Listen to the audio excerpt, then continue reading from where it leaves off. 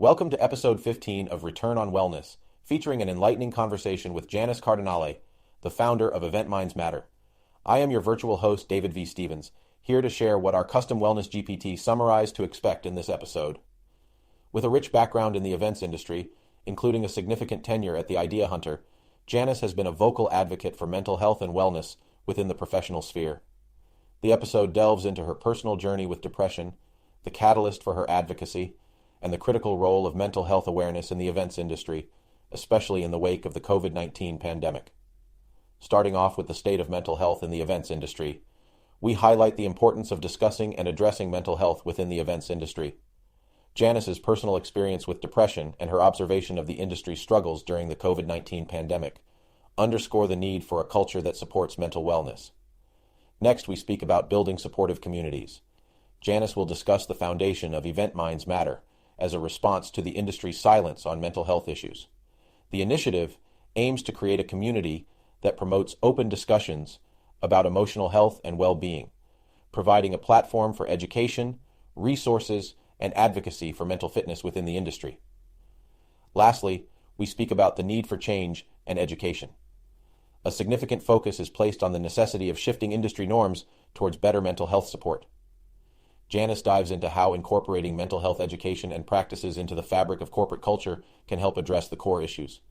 In this episode, she advocates for training in psychological safety, empathy, and emotional intelligence as essential steps toward creating a healthier, more supportive industry environment.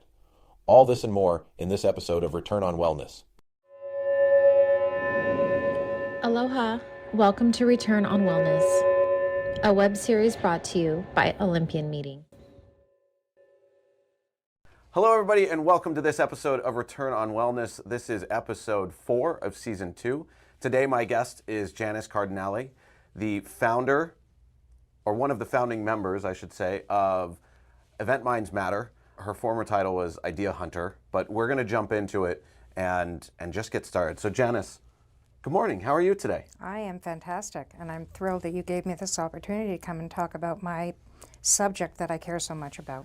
And on the YouTube settings, it is not ranked as suitable for children, so you can use whatever language you like. If you get worked up and excited about something, everybody's here for it. So please feel free to be vulnerable and candidly yourself. So, surprisingly enough, there are people who don't know who you are, so I'd love to jump in with a little bit about your background, what time you spent in the events industry, and because I think going into someone's background always provides good context as to why they're where they are now. So will you start with that? Absolutely. You know what, David? I want to start before I say anything with the fact that we are in a safe space. When we talk about emotional health and well-being and mental health and mental fitness, I want people to know that what we talk about is very sensitive, and we want everybody to feel safe. Because our mission is to build brave spaces to amplify the conversation on emotional health and well-being.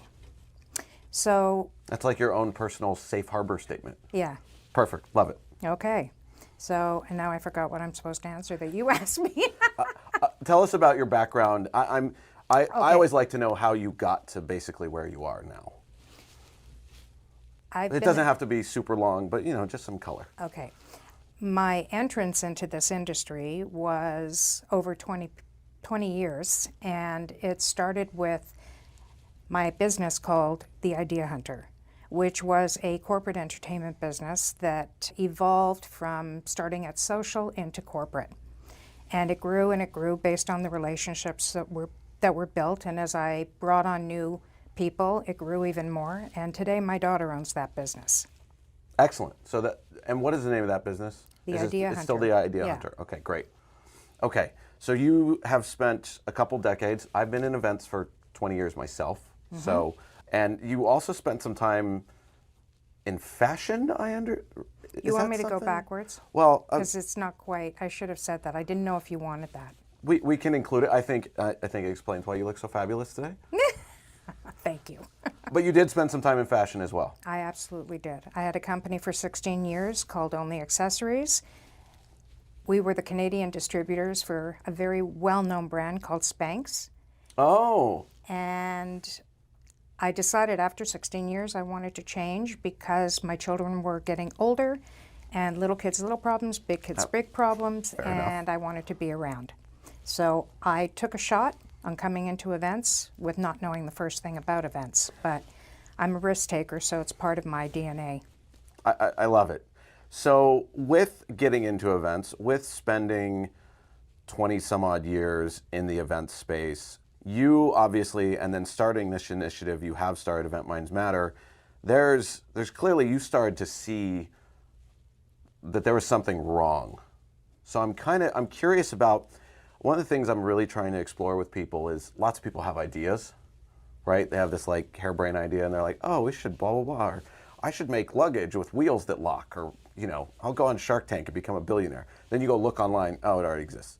So what I want to talk a little bit about is, what did you start seeing and how did you go from thought to action? That's a great question. And I'm going to be very open and honest with you when I tell you that I am somebody who has suffered from depression for many years, more years than I'd like to remember. So when COVID happened, I watched the disintegration of an industry. And I wrote an article on LinkedIn, on my personal LinkedIn page, which really seemed to touch the hearts of a lot of people in the industry. And a lot of people resonated with that, and I realized that we needed to start talking about wellness. I had already been an open advocate, but what I know about our industry is that there are so many people that wear masks, that are fearful, there's shame surrounding this, and there's a stigma. And so I started off slowly, and it was incredible to me how it's built. Today we have over 2,700 followers. That's amazing. It is amazing. And our goal is 5,000 this year. Awesome. I appreciate you being vulnerable and sharing that. That's how it happened for me as well. And I don't know if you've heard me share this story, but the first few months of the pandemic, I was fortunate that I wasn't too worried about my job. We went through our initial kind of riff, but my team was very safe. I'm not even going to say the P word, but we adapted very quickly. I was fortunate that the other member of my team came from a similar background. Him and I both worked in radio at one point. So we very instantly were like, we have to be TV producers now. And I was actually, to give you a little bit about how the pandemic started for me, my wife treated patient zero in our county. I was at the office, which was about 90 minutes away, and I was supposed to be leaving for London for a conference. I couldn't go home because she was on court-ordered quarantine, that if she left her property line, she faced fines. So she got a letter that was dropped off on the porch, because this was like when it was all first happening there, all this stuff, lockdowns hadn't even really happened yet. And then once the event in London got canceled, then I went home, and she never tested positive for it until a couple of years later. But we said, okay, well, this event isn't happening, but our speaker's still confirmed. Let's just spin up a webinar at the time and use the speaker and provide a digital event. And it crushed. It did so good. And we were like, okay, well, this is what we're doing now. This is just the way it is. So I was very fortunate from that aspect. And to a certain extent, I was like, all right, this is cool. I can really focus on my fitness. I don't have to travel. I have access to the same food on a regular basis. You know, the things that happen with travel is the wildly inconsistent stuff. I got 3 months in once we were well past 2 weeks, and then another 2 weeks, and then when is this ever going to be over? And I was in great shape. I was eating healthy. And that's when it started to hit in my brain that, wait, there's more to this, because I am now very unhappy. I can't work out I can't do a workout to get myself out of it. I had that realization that, oh, I have not been paying attention. On top of that, a little more history about me. I grew up in a very, very strict religious household. So when anyone would talk about spirituality and meditation, instantly would shut down because I have my own religious trauma. Because I was like, nope, I don't need no spirituality, I'm good. So that's how I came about understanding more about mental health, because I had to face it. And the worst part was, best part, my wife being an ER doctor, her life was basically normal. She had to put on different gear at work, but she still went to work. And I was just stuck in this house and I felt like a caged animal. So I appreciate you sharing that. I wanted to share that with you. I don't know if you knew that about me. No, but thank you for sharing. So that's where I pivoted from wellness, from fitness to wellness, because I realized that it's not just about physical fitness and diet, that there's more to it than that. Okay, so you started this thing online. What, did you get a bunch of people who wanted to be a part of it? Or can you talk me through a little bit about how it started and how you got the support and how you knew that this was something that was worth going for? The way this actually began was I was introduced to a couple of people who are in the mental health consulting business, governmental, and as people had heard about what I'd written, they asked if they could support it and help me. And so that's how we became a community. But we did not go on LinkedIn or anywhere else for the first 6 months. And the reason for that was, in any community, just like a business, you have to build the pillars. So to build the pillars, you have to dig deep and look at what those pillars are going to represent and what were the things that bothered us the most about the industry. So we did several exercises with regards to that in looking at ourselves, looking at our emotions, our mental health, and everything around us. And that's how we established that we're ready now to go online on LinkedIn and start providing content on education, resources, and initiatives. Initiatives being the kinds of things that companies are doing that are positively having an impact on our industry. Okay. What were those, and I'm curious, were the initial pillars the same as they are today? Yes. Okay, and you want to walk us through those, what they are? Education, Okay. resources, initiatives, those are the three. Okay, so there's 3 pillars, and you would describe it as a community? Absolutely 100%. Okay. This is not a business. This is volunteers who are doing this out of the goodness of their hearts and who want to change the conversation for real, not just paying lip service to it. Fair enough.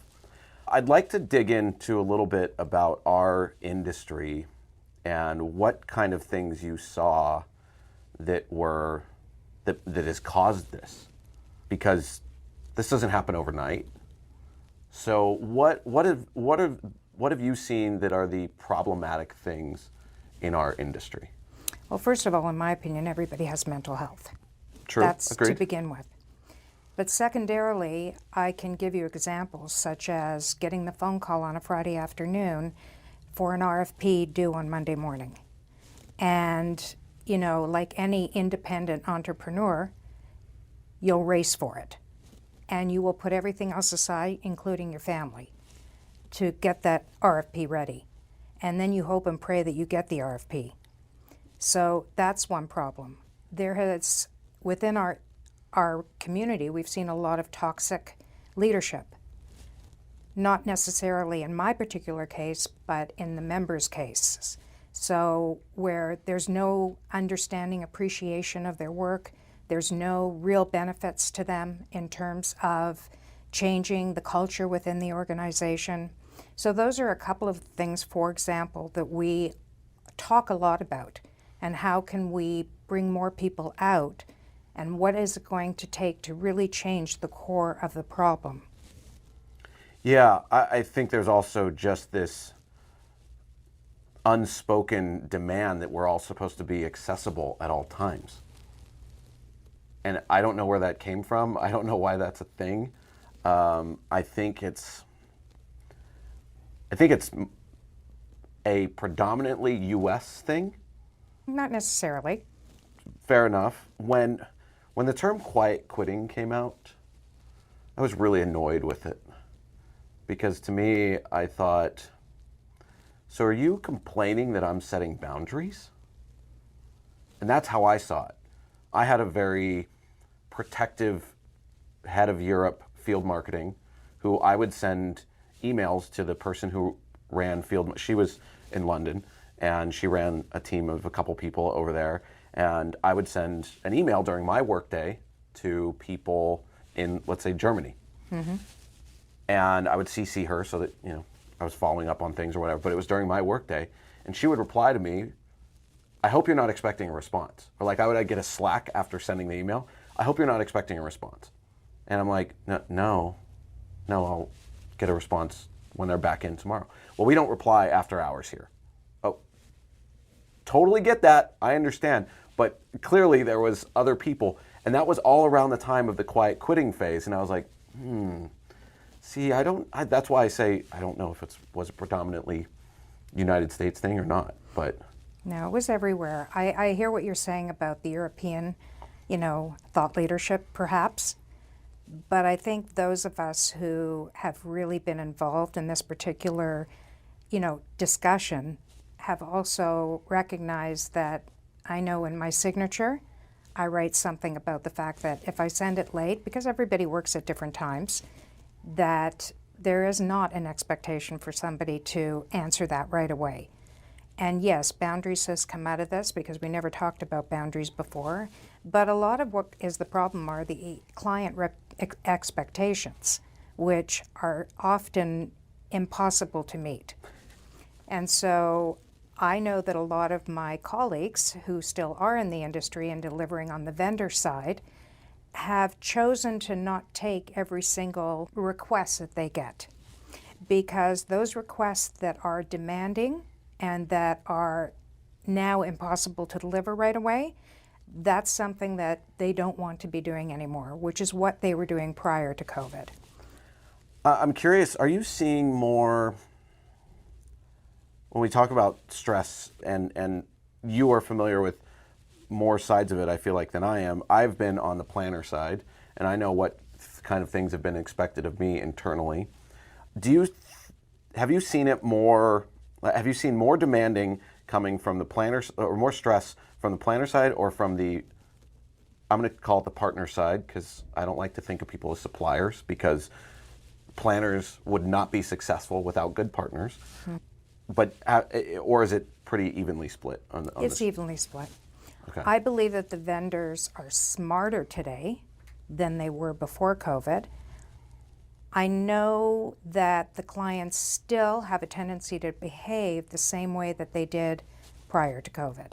Some have learned, some have not.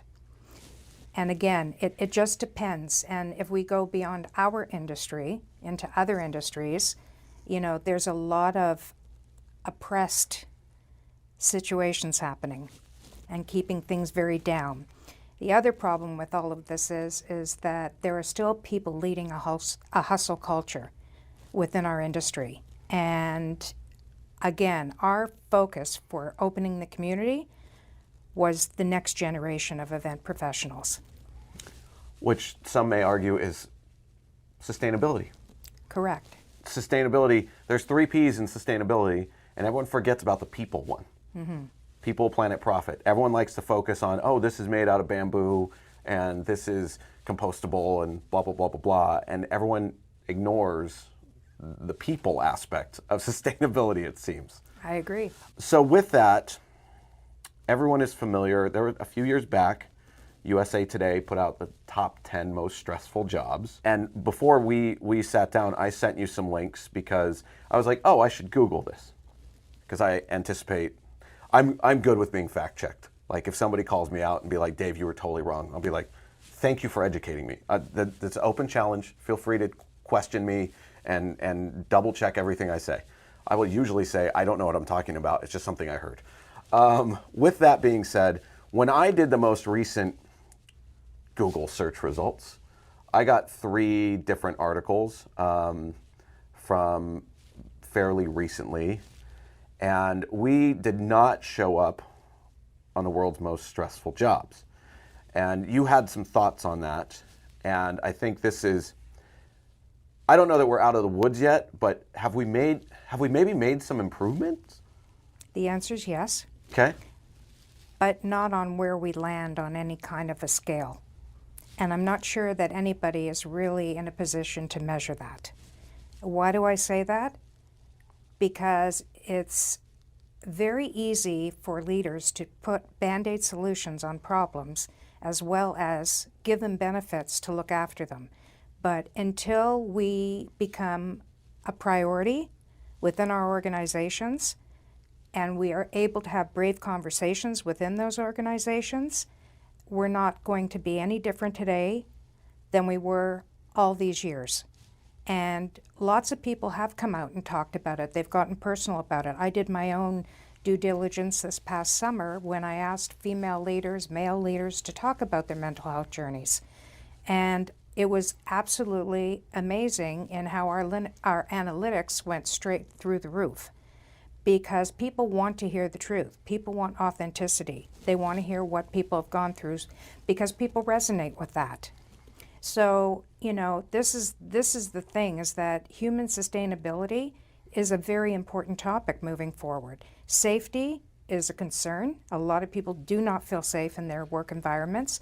And trust. There's a lot of distrust for leadership, and it goes way beyond our industry. Let's talk about governments, leaders of that, elk kind of thing. It's a lot of people have lost trust in a lot of different things. And, it's, again, people are good at talking, very good at talking. I recognize now, after 2 years of doing this, that all the wellness and the yoga mats and the customized menus and all the rest of it are great, okay? But that's not going to change the core of the problem. The only thing that will change the core of the problem is by mandating psychological safety training. We train people in all kinds of things in this industry. Why can't we train them on that? So I would love to know what exactly that means, because it seems, I think for someone who doesn't know what it means, much like myself, it could seem intimidating, or like what kind of what do we have to do? Do we have to study Freud and get into this? So if you are comfortable expounding on that, I would love for you to talk about what that really means and how people listening to this or watching could potentially apply that in their workplace. Okay, let's do a scenario. Okay. You're not well. There's something on your mind. You're not delivering productivity-wise. You are kind of distant from the rest of the team. So I come to you and I say, David, are you okay? No, I'm not. I'd like to hear and understand how I can help you. I acknowledge and respect that you're not feeling well, and I feel like I've watched you over the past few weeks, and tell me a little bit more about what's going on with you. I don't know. I just feel off. There's just something not right. Okay. We have some very credible resources that we are happy to share with you that we think might help you, and I would like to suggest some of them to you. Okay. So basically, that's what I'm talking about, is how do you recognize the problem? How do you talk to that person? What credible resources do you actually have that you've tested and tried out, okay? And then what are you going to do with that person? How are you going to embrace or engage the fact that they can't be working right now? They need time off, and what that's going to look like to the rest of the team. Right. So most people in organizations are afraid to ask the question, are you okay? Because they don't know what the answer will be. You showed less emotion because we're just having this little talk. Right. But a lot of emotion tends to come out. And the most important thing for a leader to say, because a leader in my mind is somebody who is a teacher, a coach, and a mentor. So if I've created a brave space for you to come and say, Janice, I'm just not feeling myself. I feel like I need some time off. Then I will then say, I acknowledge and respect, David, what you're saying. I hear you. And if I understand you correctly, you're telling me that you need time away, that this environment right now is not a good space for you to be in. And then I'll give you the credible resources. And I will also listen if you want to expand on your conversation I'm not here to be your therapist or your clinician or your psychiatrist. I am just here to support you as a peer would. Right. So that's what I'm talking about. We did these things, we did this thing but we only did it for like a month and then it went away. Where when we would join a Zoom call, because that's how everyone was spending their time, right? One after another, after another, after another. Everyone would show up and state their color. And they were red, orange, yellow, or green. Mm-hmm. And it was interesting because people would state their color, but then we'd just kind of go about the meeting. And there's nothing that happened afterwards. So you just kind of, if someone showed up to the meeting and said they were having a red day, you're like, okay, I'll be gentle with this person, but like there was nobody there to say, oh, let's have a follow-up conversation. Nobody reached out. I feel like this comes down to what we were talking about earlier before we actually started recording around this wellness washing, around inauthentic or surface level wellness when it doesn't have any substance. I agree with you. Colors actually, David, remind me of what we call continuum. The mental health continuum, if you ever looked at a chart, shows you the different colors of moods. And that's what you're referring to. No. But if somebody at that table, when you started doing that, was not trained at all in what to say to somebody else, it would not go anywhere. And the reality is, and I'm going to be really honest about this, most people don't care. Which is, yeah, they're only focused on what they need to get done. Right. Okay. So have you seen companies starting to do this? I mean, I feel like, obviously your focus is the event space. Are the larger companies, the big vendors, the big agencies, is anybody engaging in this yet and like leveraging these resources? No. And I'm going to say no because I've actually had an opportunity, and I'm sorry to kind of smile at this because there's nothing to smile about, but I've had conversations with leaders who have told me directly that mental health is not a priority. What? And that's a fact. I will never say who said that to me, but there's been more than one, let me tell you. That is why I'm pushing for mandating this.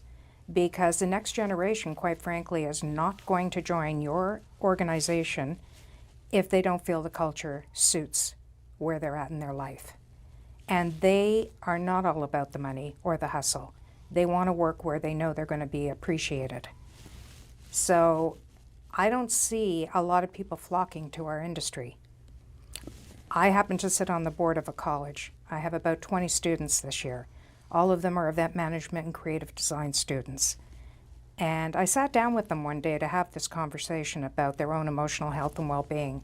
First of all, they didn't know anything about what the college was offering, let alone ever talked about anything to do with this. And yet when we sat down and I began to ask them very simple questions, I will tell you that at the end of it, everybody knew each other and knew the truth. And it created a different type of camaraderie amongst the students. And I think the students are far more aware of each other than they ever were before. Because we talk about collaboration all the time. Well, how do people collaborate if they really don't know you or what you're about? Are you creative? Are you a content person? Are you smart? Are you this, that, or the other thing? Like, people want to come together. They want a space to talk. Yeah, I think that's one of the things that really, I don't think the pandemic defined anything better than how important it is to gather. Mm-hmm. And because it's so core to who we are. They talk about there's the new epidemic now is loneliness. And our industry is responsible, like that's our job, is almost fixing loneliness to a certain extent. Like our job is to bring people together. So one of the reasons I love doing these things in person is people exchange energy when they're within 3 feet of each other. I said something just there, and I felt it fall flat. And I'd like to ask you, when I said our industry is responsible almost for fixing this epidemic of loneliness, and I felt you just be like, I don't know about that. Do you disagree? I don't disagree with you, but I look at it slightly different than you do. Okay. Okay, I believe that and I said this before, as leaders, we do have a responsibility to teach, coach, and mentor. We have to give people the tools that they need to be better leaders. And I think that a lot of leaders, quite frankly, have shown a blind eye to this entire subject matter. In fact, how many times have you been refused to speak at a conference or trade show on this subject matter? I haven't necessarily focused on mental health specifically. Mm-hmm. Mine has been more general wellness, but it's been a couple times. I can tell you, I know from myself and from others who are very much involved in this subject that we're never chosen to come and speak because there's too much fear around it and they don't really want to give the time towards it. There are a few that do, but not enough to make an impact. So if we're really going to change our industry and make it healthy, then we ourselves have to think about what health looks like. Okay. If we can, I'd love to dig into that and get a better understanding of what exactly you mean when you say emotional health and well-being. I think a lot of people respond emotionally to situations. I mean, how many people have you ever seen cry when they're frustrated or they're so stressed out that they don't know what to do? They don't know whether or not they want to stay in their position. Should they leave the company because they're just not being treated right? Over the last 2 years, I've spoken to, I want to say thousands of people, it feels like. You know, everybody calls me and I'm an open book in terms of a listener. So I cannot get over the stories that I'm told. These are the stories that nobody hears. And I can't believe the anxiety and the sadness that people are feeling in our industry. And I think that as long as we keep covering it up and not talking about it and not making it a priority, this will just continue on. And that's really what I mean, because I've had those conversations. And again, I'm nobody's psychiatrist, clinician, or therapist. I do have a peer support certificate. I got a positive intelligence certificate, and I have an emotional intelligence certificate, and I continue to want to take things that will improve my education. But again, in university, if you went to university, I'm sure, or maybe you didn't. I don't know. I actually didn't. You didn't? Okay, No, but that's okay. That's okay. So I grew up in Silicon Valley, so I got to work right as the boom happened, and I was a very stubborn kid, surprise, surprise, and I was like, I can make what it would cost me to go to school, so I'm going to do that instead. So okay, and that's great. You're street smart. Yes. So I'm street smart too, so there we have lots in common. But Excellent. Here's what I do know.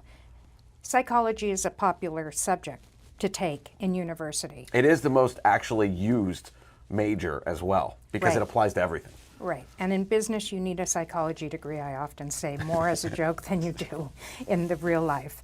But the truth of the matter is, today they need to teach emotional intelligence. Because I think that what we recognized during the pandemic was the fact that people need to be with people, and you have to be an emotionally intelligent person to listen and to treat somebody with the respect that they deserve. How am I supposed to appreciate you, David, if I have had absolutely no training at all? And by the way, I'm going to mention, HR professionals have not been educated in emotional intelligence. So when you talk about this psychological safety training, is that essentially like the sexual harassment training and like all those trainings that you kind of go through? Is that kind of what you're thinking? Is that there needs to be a standardized course of how to be aware and how to recognize and whatnot? Yes. Okay. So the We Care program is the one that we recommend. It's not anything that we make any financial, I'm going to say that again. We don't make a financial benefit from that. You're not getting a commission from it? Correct. This isn't a shameless plug. This is just a resource. Right. This is a resource. Okay. And it is out of the goodness of our hearts that we recommend this. Why? It's the only health and safety course currently that won the Diamond Award. So a Diamond Award, when I say that, this program was developed in Australia by two gentlemen. One's name is Graham Cowan, the other is Brent Carter.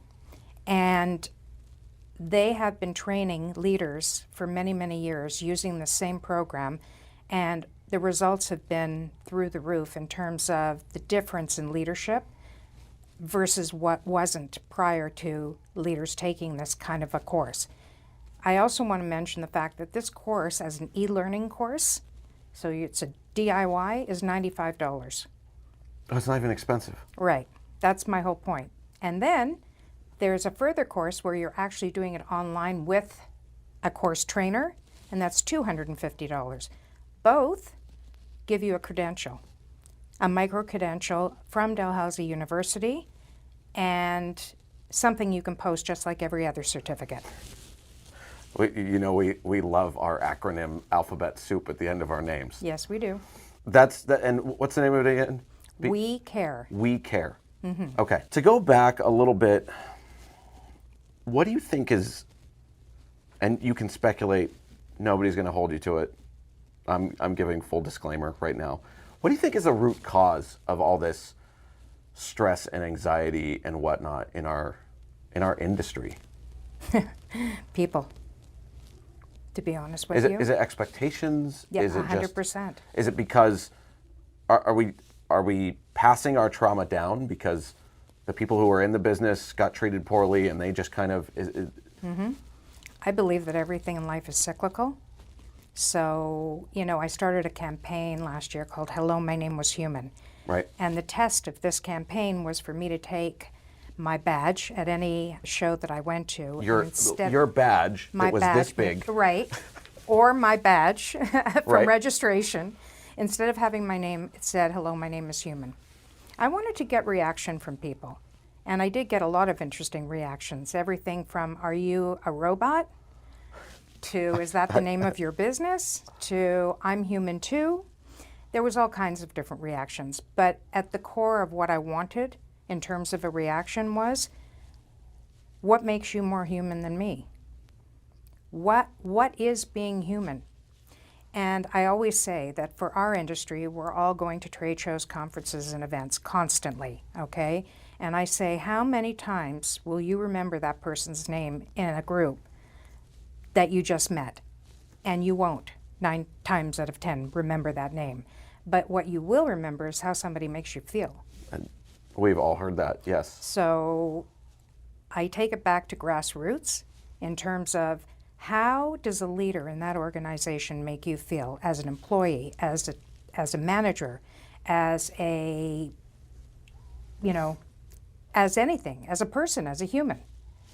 And a lot of people don't feel safe and do not trust their leaders. And that's not change, David. What's changed is everybody's talking about it.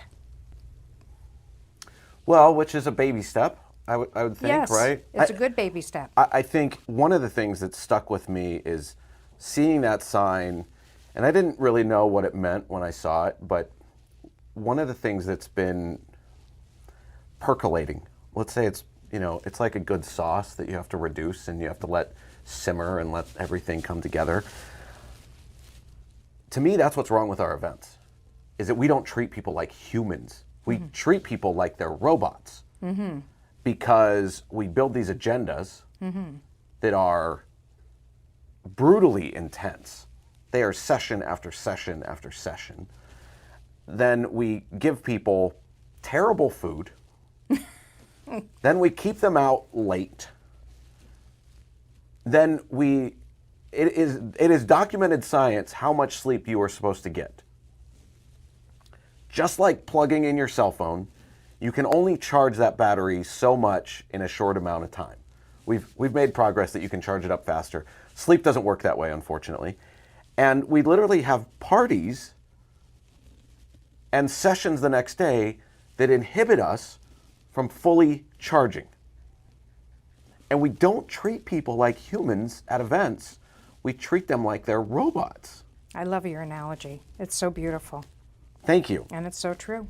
I think the other thing is, I saw a post the other day from you about stop educating people. And I think that really cuts the core of it, because this is how I end up not getting invited to speak at any association events right now. Everybody's talking about it and no one's doing it. We're like, oh, let's talk about these trends, but let's not do any of them. Why?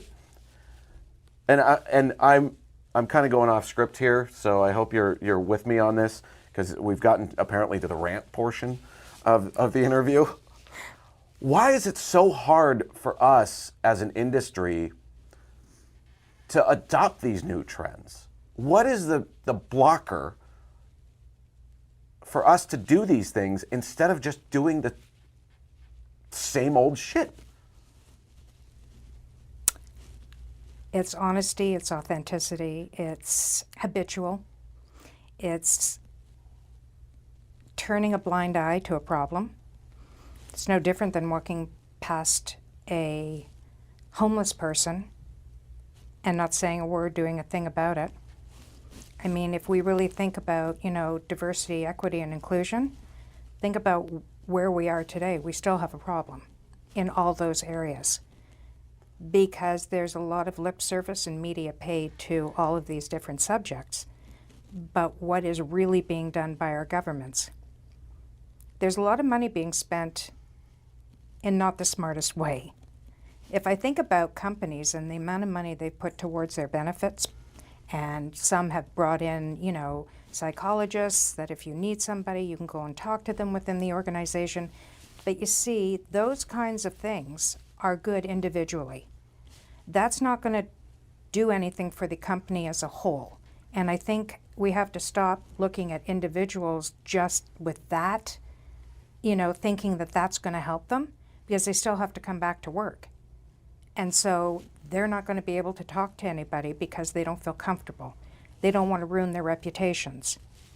And that's a big part of this industry, is what people feel and see themselves as. I recognize that after all the years that I have been in business as an entrepreneur, that never defined me, nor did I want it to define me. What defines me is what I'm doing today. It's the mission and the goal I have to do something for the next generation that when I leave this earth, somebody's going to really appreciate. So that's the way that I think. It's tough. I'm climbing Kilimanjaro on this one. Well, I'm happy to be part of your Sherpa team, in the sense that, I think there's a lot of theater when it comes to wellness right now. Correct. Case in point, we're talking about, but we're not doing it. I've been to events where there's a wellness lounge, but it's tucked away in a corner, and you'll never find it. Yes. Or there's a lot of box checking without the follow through. And I feel like if I went into that meeting and I said I was red, and someone reached out to me afterwards and said, hey, have you downloaded the Headspace app? It's a step in the right direction, but it's not really authentic leadership of saying, hey, or if there was a senior level person in that meeting that reached out to my boss and says, hey, you need to check in with Dave. Like, he showed up for this meeting, he said he was red, you need to see if he's okay and have that conversation. And I think we're kind of trying to cross a chasm. I'd say it's beyond Kilimanjaro. Like, have you seen those things on climbing Everest where there's this big gaping hole and all there is a ladder over it? That's what this feels like more. Yes, you're right. I agree with you. It's shaky and there's a big pit underneath it. You're right. I'll tell you something what's interesting, what I think about when you say that. I was just at Go West, which is a conference for Western Canada, and I only spoke for 15 minutes on the stage. But Well, they let you speak. Good job. Congratulations. Yes, they did. Yes, they did. And they didn't ask me to do it for free either. Even better. And I can tell you that what I loved about this conference is that the entire afternoon, they filled the morning with speakers, but the entire afternoon was breakouts with the same speakers. So now, and everybody, you know, I talked about this recently on my LinkedIn post, that this was the best conference I'd attended in a very long time. And the reason why was because it was authentic. It brought people together. I had people sitting in the room in a circle, so everybody felt safe and comfortable, who said to me that because they listened to me on the stage, they wanted to come and listen and speak to me in the breakout. And the breakouts, we started with it being a safe space, and I was open to anything that anybody had to say. And people were now sharing it within these breakouts, not even knowing each other. So when you provide space like that, people will talk. But that's not what's happening. And this is where I go back to, you know, you train people in all kinds of different things. Why are we not training them in how to deal with other people?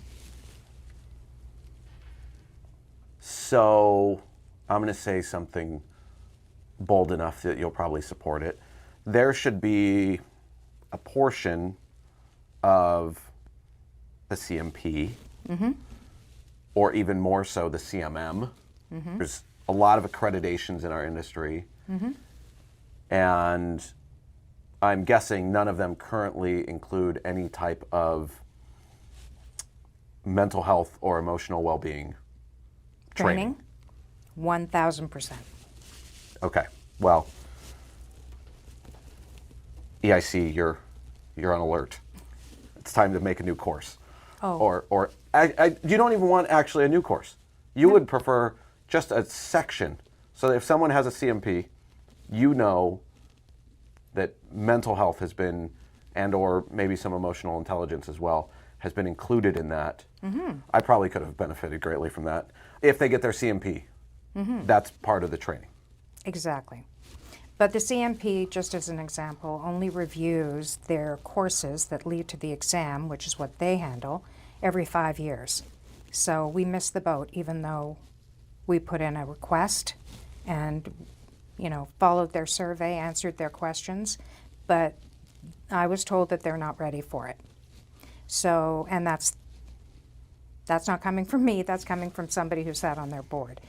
What I will say is there is somebody looking at it right now. I can't say who. Somebody very big and somebody who hadn't prioritized it prior to, but understands now a little bit more, having spoken to them. And I'm praying to God and crossing my fingers and toes that they're going to be the pioneer. I just need one guinea pig. That's all. Well, I think, unfortunately, on the physical side as well with this wellness stuff, there's usually only one way that someone has this epiphany. Something happens. Yes, you're right. I interviewed somebody on the last season who we talked a lot about sustainability and wellness because her name's Deb. I think she was episode, I'm going to say 7 or 8, something like that. Deb Parsons. I saw her at a conference, and we hadn't seen each other in years. And I was like, how are you? How are things? And she goes, Dave, I've seen what you've been doing. I have to tell you, I didn't understand until how important taking care of myself was until I had to fight cancer. Correct. And so I hope the person that is in this hopefully hasn't had a mental challenge or a mental health issue that has given them awareness of this. But I'm glad that they are an ally. But I think that's unfortunately what it seems to take. Right. Okay, so David, you've broken your leg at work. Do you think your team or leader or manager is going to come over and say, listen, here's the number, call the ambulance, and you can get yourself to the front door? Like just pull my cell phone? Yes, like exactly. Walk over and just like kick my cell phone over to me and go, there's your phone, call 911. Would you ever in a million years do that to somebody? No. So why can't we recognize mental health as a real life problem, okay? And again, I say, nobody is telling anybody to be, a professional at, diagnosing anything. We're just asking for some caring culture here and get behind the words that everybody uses about empathy and kindness and belonging and connection. That's all fine. They're just words. Yeah. I think, and maybe because I'm so deep in the space, it feels like there is a shifting awareness to be more cognizant of it. Correct. There is. I will agree with you 1,000% with that. But again, it's not changing the core of the problem. Yeah. Yeah. Sure, people have come out. We've all come out. So many. I mean, you can't even count. Look what LinkedIn has provided. Right. My entire community survives on LinkedIn. We don't have a website. I'm not here to manage people. I'm here to try and make a difference. Okay? But it's absolutely amazing. And I read all stories. Anything I see, I read them all. And my heart goes out to everybody who has the courage to write something that has something to do with them. Because if we look at how LinkedIn began, it was a business platform. It wasn't a personal platform. But I will tell you this, LinkedIn, when COVID happened, the first thing they did was support their people. What do you mean by that? They weren't firing people. They wanted to know how they could help. And they asked people that. And I've listened to many webinars and conversations with the CEO, Ryan. I can't remember his last name at the moment, but it's a very caring atmosphere. And that's one of the reasons also that I continue to create content for LinkedIn, because I believe that the people who are reading it, are going to get something from it. Again, you can go and look at our LinkedIn page at EventMindsMatter, and you're going to find tons of content and resources that are credible. So we're not just putting out stuff. That's not the way it works. I'd rather not. You guys aren't just a meme factory? No. What does that mean? You're not that old. You know what a meme is. And now you've also been doing a series of events. We've done one so far. There's 5 more coming up. I know you put a lot of work and a lot of effort into this. What's the objective of these things? What are you hoping people get from them? I hope that people reflect on themselves when they hear the host speak, who is Dr. Tharaka Gunath.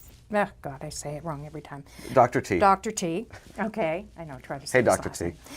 Dr. T is a certified psychiatrist. He is also a TV host, MC, facilitator, and he combines both his education and his personality and delivers a very powerful message each and every time he appears. He's also a really good sketch artist. Yes, he is. I don't know if that pad he's using helps him, but I remember the first one in the chat, everyone's like, how does he, people can just draw that well off the cuff? So, well, that's a sidebar. Sorry, you'll have to attend to see it. Yes, But, you do. yeah. A lot of people who might be listening to this don't even know what we're talking about. But That's their fault. we created a production that was really meant for our audience. It was customized to the event professional, meeting, hospitality, corporate travel professionals. And we talk about subjects that we believe are current, are important, and that people want to hear about. We want to give, if we're going to take your time to listen to something like this, we want to give you what the takeaways will be. And hopefully, and maybe you will use those ideas to better yourself first, and then better your team second. So that's really what it's about. And we wanted to bring it in a different way. We wanted to create this nuance because younger people don't look at mental health the way we once did at all. It's completely different. Well, because we didn't look at it. No, we didn't look at it. We were just going through it. Right. So, but the beauty of Dr. T is he does care, he does understand. He's going to be talking about neurodiversity. He's going to talk about AI and cognitive development. What's going to happen when everything becomes AI? Where is our cognitive minds going to go? right? So there's all kinds of subject matter that we're looking at for the future that affects every industry. And, I wanted to put something out there that was consistent, that continued to say this, give the same messages, and again, we're here to support people. Right. And we're doing this for people, humans. That's the most important thing. Yeah, I agree with you wholeheartedly. I think that's what all this really boils back down to. I was speaking with someone yesterday, and we were going through an agenda, and the focus of it's intended to be a wellness-focused event, and dinner was at 9:00. And now that I am not in a corporate role, even though I should have been this way when I was in the corporate role, I obviously have to be a little more careful with my words and can't be like, what the fuck are you doing? And I said, are you open to a little feedback? And she said, yeah, sure. What are you thinking? And I was like, nobody wants to eat dinner at 9:00 at night. Not a wellness event. Like, I want to be winding down. I want to turn my phone off. I want to be going to bed, especially because there was supposed to be like a sunset sound bath, and it's not until June, so it was going to be at like 8:00. And I was like, if I do a sunset sound bath, I'm done.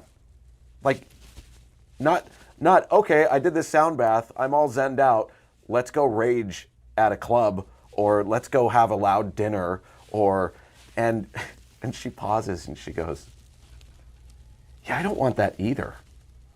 And I go, then what are we doing? And she's like, you're right.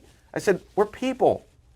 And I think one of the things that is important for us as planners is, and this is how this mission started for me, is if you're prioritizing these things for yourself, your mental health, your physical health, all of those things, you look at events differently. Because inherently people are selfish.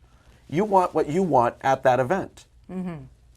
And so when the agenda goes way off kilter, your life is what pulls that back in so that you can then offer this human experience and expectation of people when it comes to attendance and performance and all that stuff. I call it practice what you preach. Yeah, I agree. I don't think we do enough of that. I am so happy to hear that you challenged your client on this subject, because that's a step in the right direction. Between the two of us, and there are a few other people in our circle of wellness people. Our mafia. Our mafia, right, who have taken a lot of time and a lot of energy to really practice everything that we're talking about. And I agree with you 100%. I don't eat at 9:00 anymore. No. I used to go out with my husband at 8, so we weren't eating till 9. Now we're eating at like 6:30, which is really early, like the blue-haired special. But That's 4. All kidding That's aside, 4. all kidding aside, okay, you're right 100%.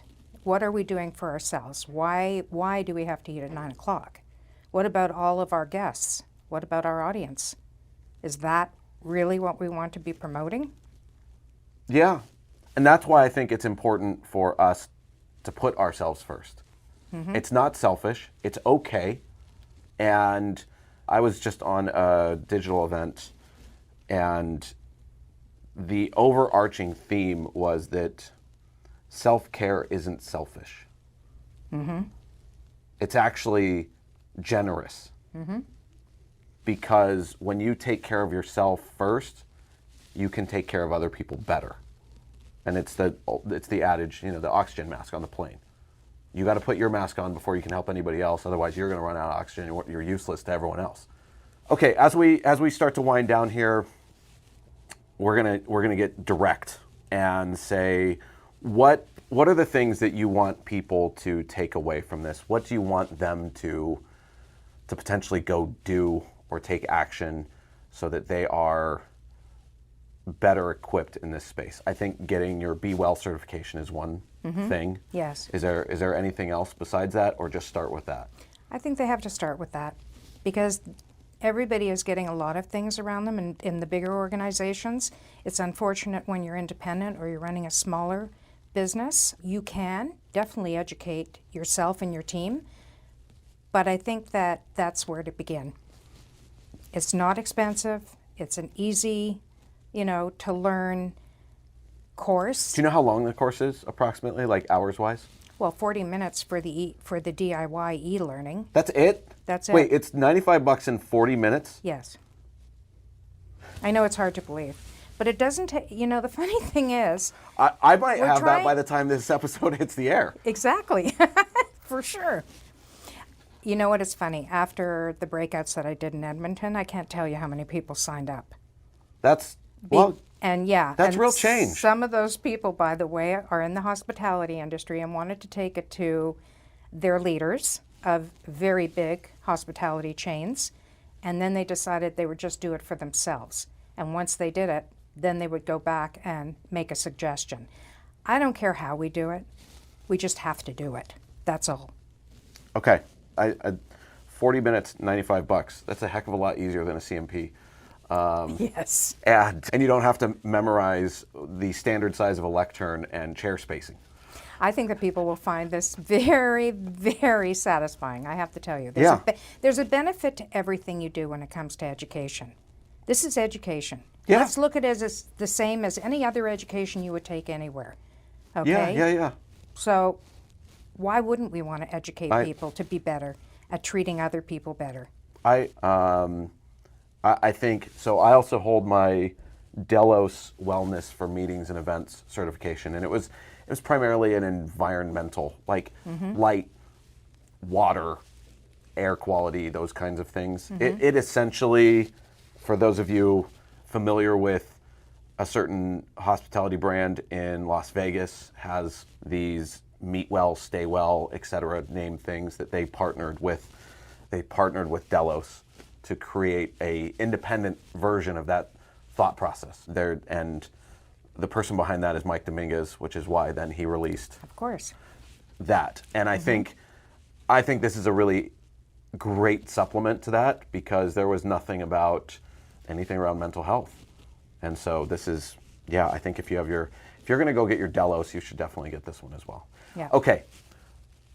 The last rapid fire question is, and you can answer as many of these as you want, what do we need to stop doing in this industry? What's broken that we need to fix, besides the obvious thing, but what is just kind of considered standard that we need to just be like, nope, we're done? Ignorance. That's what we need to stop doing. Ignoring people. Putting a blinder on. Okay. I mean, I could say all kinds of things, David, to be honest with you, but I think ignorance is bliss. And I don't think that a lot of people really want to hear or want to help other people. Everybody is so busy now, because when teams came back, they were minus so many people. Right. And yet, here's the thing. One of the greatest problems is getting people to work. Right. Right? In our industry. We know that.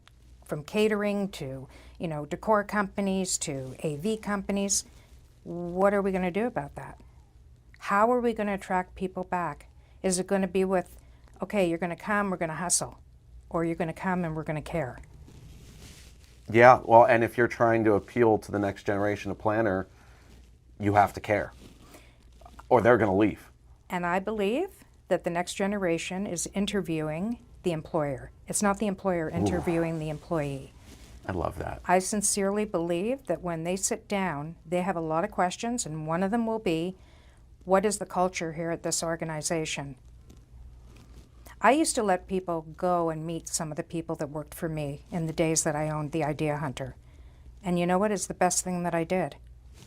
Because not only for them to speak to people, and I was not in the room, by the way, I didn't want to be, right. But my people came back to me and also gave me a critique. Right. And that's exactly what I was looking for. Like, why wouldn't you want to introduce somebody to the others? Right. This is not a secret.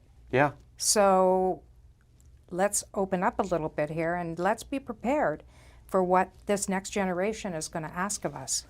And I think it's really important to be comfortable as you're exploring this, to know that you might uncover some things. Mm-hmm. And that's probably the bigger fear, is having to address things that you're not prepared to address. But Right. I think understanding that it's just like if you start, it always goes back to workouts with me. Surprise, surprise.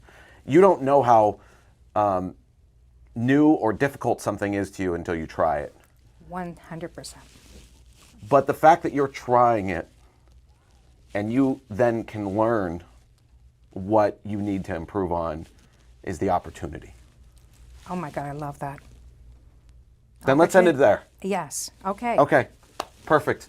All right, well, thank you, Janice. It was an absolute Thank you, delight. I'm David. so happy that this worked out, that we were in the same place at the same time. And yeah, make sure you check out EventMindsMatter on LinkedIn. Thanks, everybody. Thank you. It's great. Thank you so much for joining Return on Wellness. For help integrating these ideas, please scan the QR code. We sincerely hope you join us for our next episode of Return on Wellness.